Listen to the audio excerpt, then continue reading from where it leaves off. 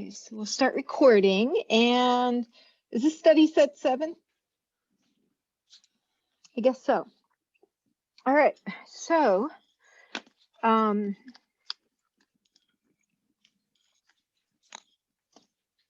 these are phenols. The most, thank you, Emma. A couple people come early and have me look at their worksheet, and you can all do that. You can stay after and have me look at your worksheet before you submit it. That's perfectly legit. That's why I'm here, or come 10 minutes early and ask me to look over it. The most missed thing on the worksheet so far, for people having me pre-look at it, was they forgot that circle in the center. So you can either show circle or the 3 bonds. But remember when you're doing a phenol.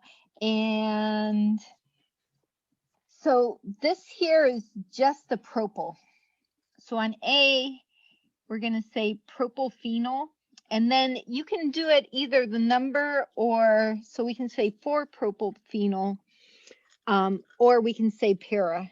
So A is para. So you could put a P propylphenol. That's good alliteration.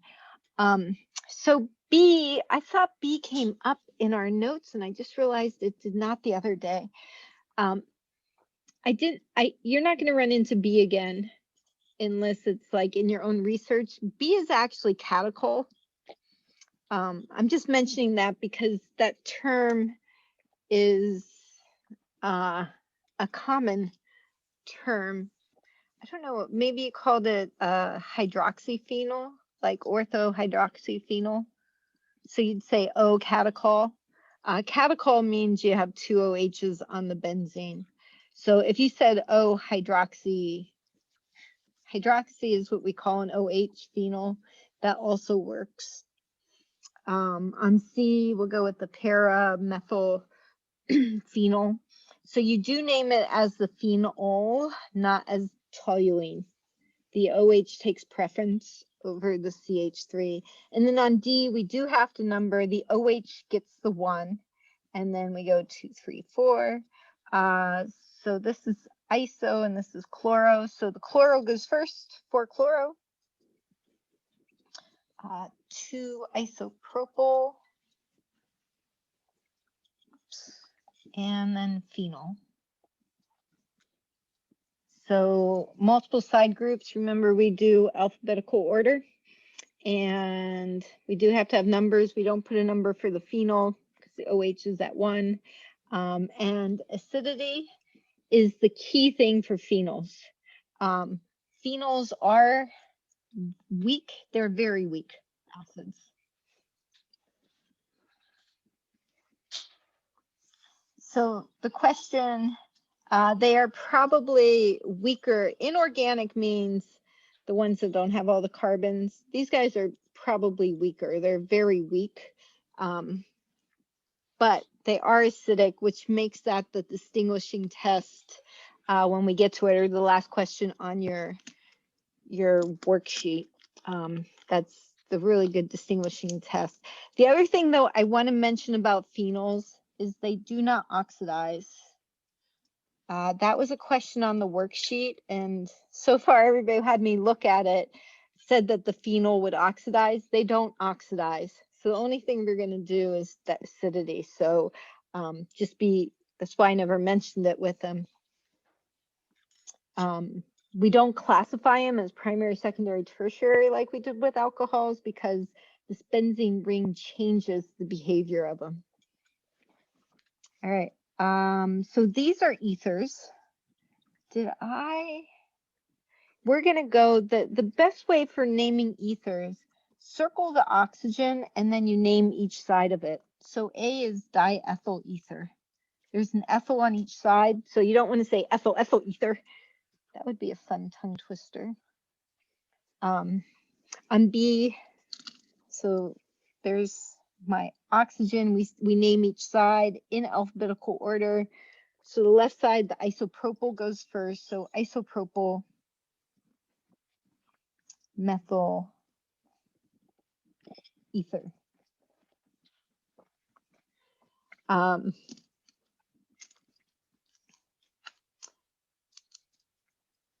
And then the oxygen, this is an ethyl. This is 1, 2, 3, 4. So a common mistake that is made with ethers is trying to number. You can't number. Circle that oxygen. You cannot cross the oxygen. So that breaks the chain. So it's like the Pac-Man game. The ghost cannot eat an oxygen. It would kill it. Or I don't know what Pac-Man can't eat it. It's like worse than a ghost. This on top is sec-butyl. Sec-butyl is alphabetized by the B because it's hyphenated. So sec-butyl ethyl ether. And again, you're never going to name stuff probably again in your life, but it does change, like from Emma's beautiful portrait she sent. It does change how you even look at the constellations and stuff. All right, so this oxygen in the middle, this is going to be a P. This is going to be an E, so ethyl. And then this is phenyl with the YL. You don't want to say the OL. It's not phenol. I'm not actually, I say phenyl to make sure to try to distinguish the difference in the name. So that YL is saying it's a benzene side group. All right, number 4. Somebody has there. Somebody's not muted. Thank you. So dimethyl ether versus ethanol. So they are isomers. Just that's why it says they have the same molecular weight. And the ether is a gas and the ethanol is a liquid. So the ethanol, what that's saying is it has a higher boiling point, and that's because it H bonds. If you have an OH, you H bond. So alcohols H bond. The ether has an oxygen, it's polar. And so that makes it weaker attractions than the H bond. Just more, you don't have to have all these words, but again, your study sets are one of our best ways, for studying for the midterm. So I recommend that you actually reprint all your study sets and redo them. Our celebration is next Wednesday. So this time next Wednesday, it will be same format as last time. So Monday is a review. So we'll talk about it more then. But it will show up at 6 o'clock. I'll be here on Zoom. You do it. You just come to Zoom when you have questions to make certain of things, and then when you submit it. So, all right, we'll talk, and then Monday will be a review day. All right, so especially this stuff, the properties becomes like a whole page will be about properties. So you'll have a page of naming properties, and yeah.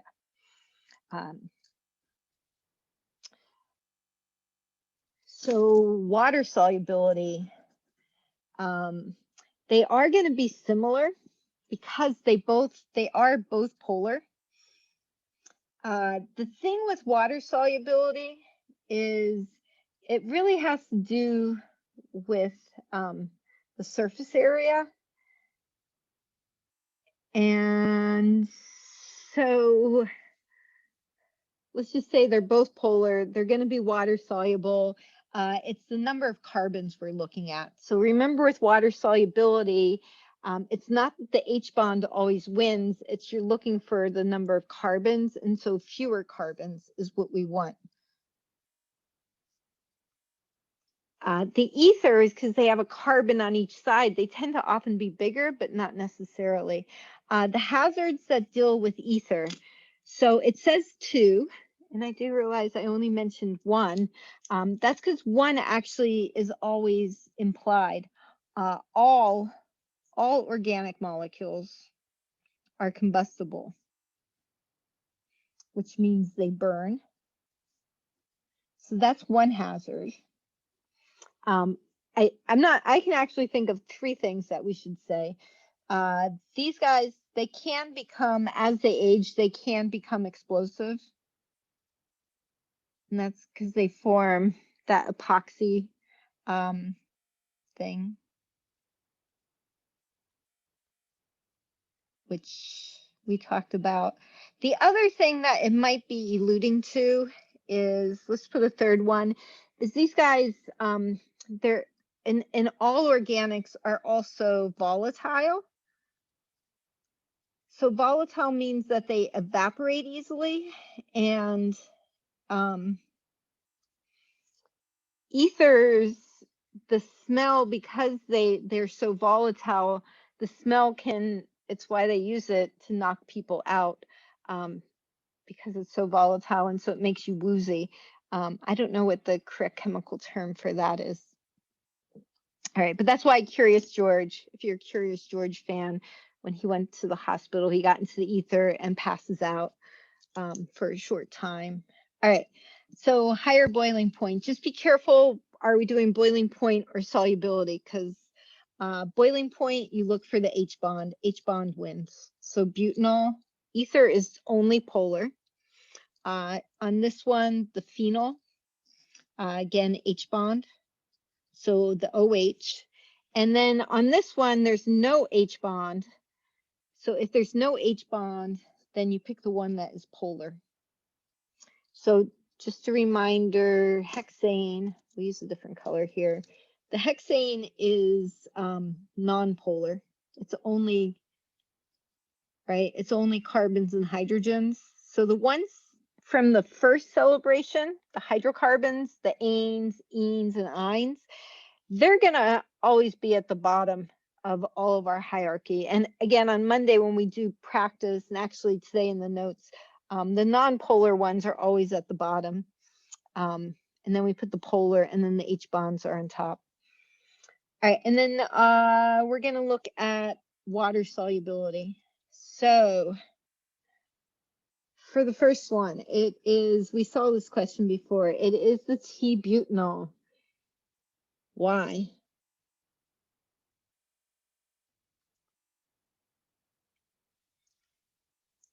Does it ask you? Yeah, elaborate means you're supposed to tell me why. Anybody know why? Is anybody there? Maybe not. Fewer carbons? No, they're both butanol. They both have 4 carbons. But T-butanol. Go ahead. Surface area? It More is. surface It's area. surface area. I have no idea who said that. The 1-butanol, the surface area, it's like maybe a few drops might be soluble, whereas the T-butanol is fully soluble. You can keep adding and adding, but it's a smaller surface area. So that one is a smaller surface area.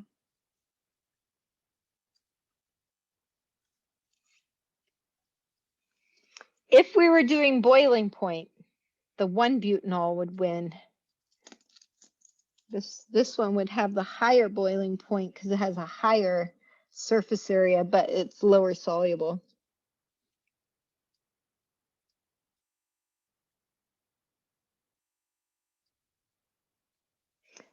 So just make sure you're always careful which one you're looking at.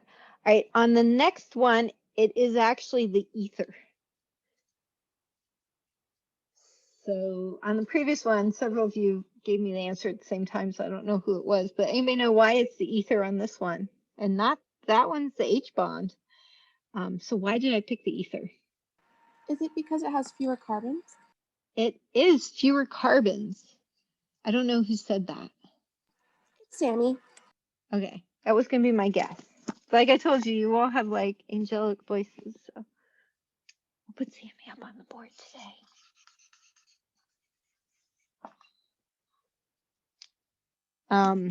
Yeah, decanol is too many carbons. So even though you're not looking at the H bond here, it is polar. So we're looking at it's polar and it has the fewer carbons. So, and then the last one is the triol. So more H bonds, more oxygen. So more H bonds is gonna make it, oh, it's got more H bonds and it also has fewer carbons. Because the other one has the 6 carbons. The H bond's going to be our big piece there. Questions from the first page?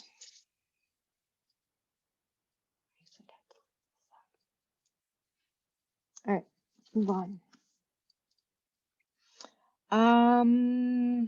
All right, these we're gonna number 1, 2, 3, 4, 5, 6. So 2-hexanol. This number on C, there are 2 names. So you can do the IUPAC name. I didn't specify, so I don't care, which would be methyl. The methyl has to be at number 2, so they technically don't give it a number, and then 2-propanol. Or you can say 2-methyl, 2-propanol. I don't, that's not a preference to me. It kind of looks weird. The other name would be T-butyl alcohol or T-butanol. So my OH is here on the T. Okay. These are ethers over here. Circle your oxygen so you don't try to go across. So we have a problem on this one. It has to do with that double bond. I can't name the right side as a side group because it has a double bond. The double bond takes preference in the numbering. So 1, 2, 3. This whole thing is my side group. So at number 3, I have a phenoxy. So phen, P-H-E-N, is telling me it's a benzene and then oxy. So it's a 3-phenoxy and then 1 propene. I guess we would not put the 1 with the propene because in a propene, when there's only 3 carbons, the double bond has to be at number 1. If you put the double bond at number 2, you numbered it wrong. So the double bond takes preference. It is so reactive. All right. And then the last one is just diethyl ether. So the back one is the diethyl ether. Questions?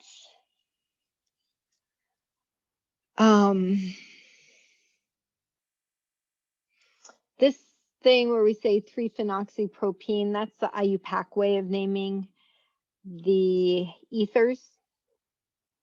Yeah. All right, some reactions. So we're going to look at alcohol reactions because that's all we've really seen. So this PCl3, this is like the Lucas, where you're gonna, the chlorine and the OH are gonna switch places. So you're gonna have your 3 carbons, however you like drawing your 3 carbons. The OH comes off and the chlorine goes on. So if you want, you can draw it in a different color.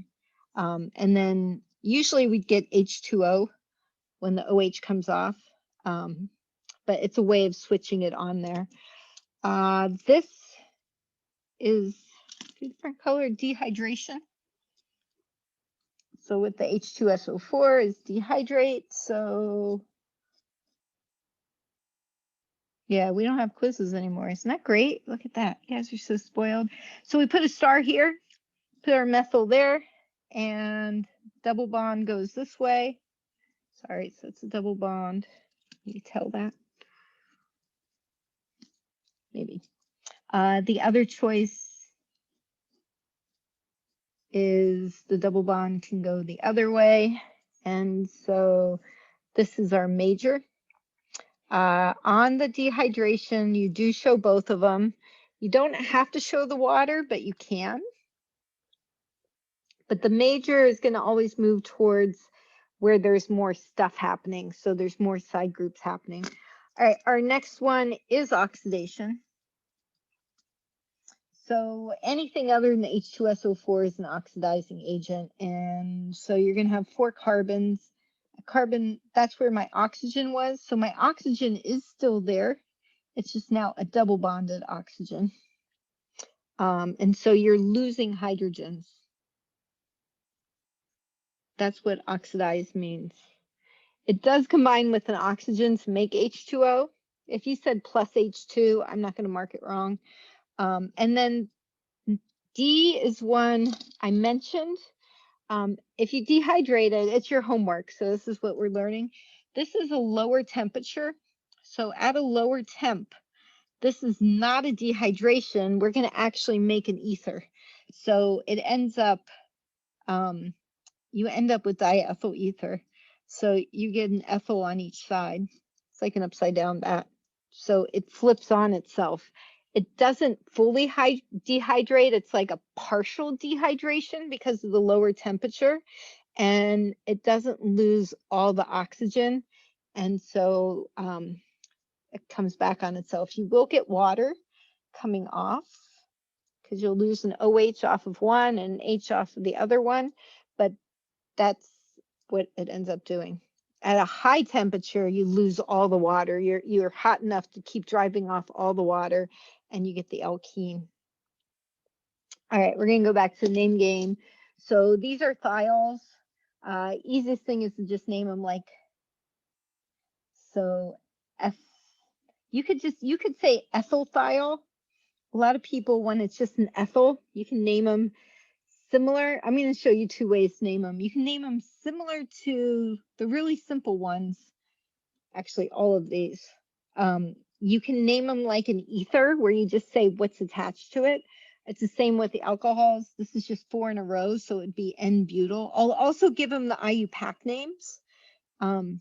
But these are the common names, and so I wanted to mention that because you actually, well, more Melanie is probably the only one who will run into these, and that is a T-butyl. So N-butyl means it's at the end. The N does not stand for end; it stands for normal. But this would be T-butyl thiol because that's a T-butyl group. So that's a common way of naming it. We'll do in blue now, the IUPAC, where you number 1, 2. So you would not put a number with ethane thiol because it has to be at number 1. On B, we would say it's a 2-propane thiol. And you do not need to tell me both ways. Pick the way that you like. If the piece is too complicated to name this way, here we do have to say it's at number 1 because it could also have been at number 2. If it was at number 2, it would have been sec-butyl for being at number 2. And then this is the methyl.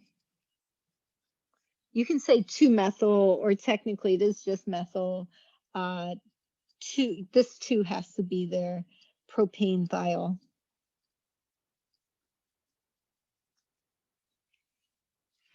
So again, the blue way is the IUPAC. I'll tell you what happens on number 11. A makes B and B actually makes A.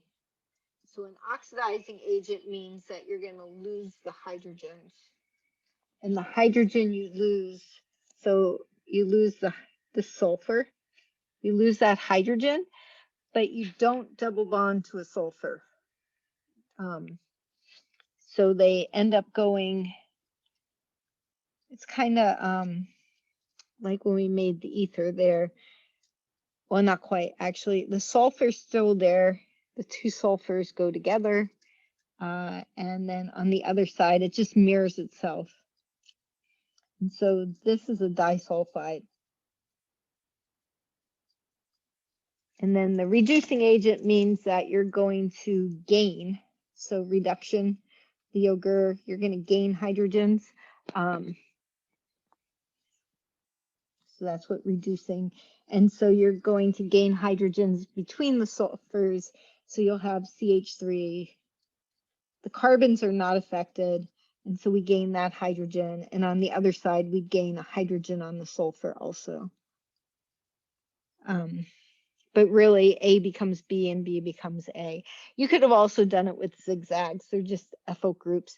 And this is actually, like if you have gone and gotten a perm done, the reason my hair is curly, just you can't tell that, but curls have to do with I'm missing the enzyme that cuts this bond. So people have like really straight hair, like Isabella. I think it must be something genetically, and people from Asia tend to have really straight hair. When I first went to Asia 30 years ago, everyone pointed at me and laughed.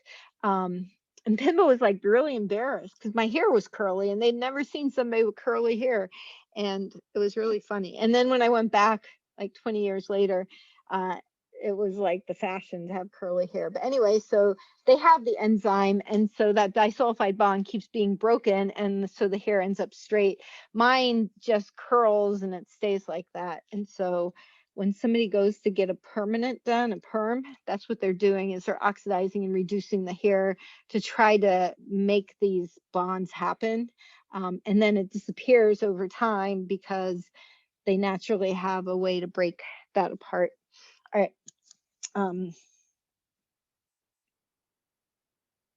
So the lab test. So I had the honor to go to lab and film this lab for you all, but we're going to dye eggs this week. So next week's lab, next weekend's lab, you'll get to watch me in lab by myself, trying to stay sane. You want to try and stay away from boiling point. You guys aren't in the lab, that's why I'm laughing. Boiling point, I don't do it in the lab. And it's not an easy test to do. And solubility. So usually you would have done the solubility lab, and I have to go around and make everybody do it again and tell them what the answers, what they're looking for, because it's a really hard to distinguish. So it's like adding oil to water, and so you're looking for this oil droplet to form, but it's you're doing it's just very visual and very hard initially to distinguish. You want to do color change. So on A, you're going to oxidize. There's two answers you could give me on A. If I have you just comparing two, just like a question you might see on the midterm, you have to tell me which one you're looking at. So this one would oxidize. The other choice you have on this one, and only give me one answer, only give me the one you're happy with, is the tertiary one. You could do the Lucas reagent. You can just say Lucas, and it's going to turn cloudy. All right, on the phenol is going to turn litmus pink. Everything else we've done, everything else we're going to do up through the midterm is going to be neutral, or through the celebration. After celebration, we will run into ones that do other stuff. All right.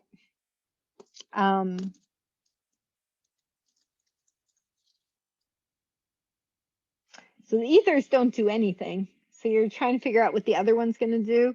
So the hexanol, it's a primary. So the easiest thing is going to be the oxidize, because you always will see a color change. So we'll just go with that. If you're really in a pinch and you couldn't figure out something, you could pick boiling point, and this would be the higher boiling point because of the H bonds. So you would get part credit for that, but we're looking for a visual color change test. And the last one, easiest thing, the thiol is going to smell like skunk. So skunk smell.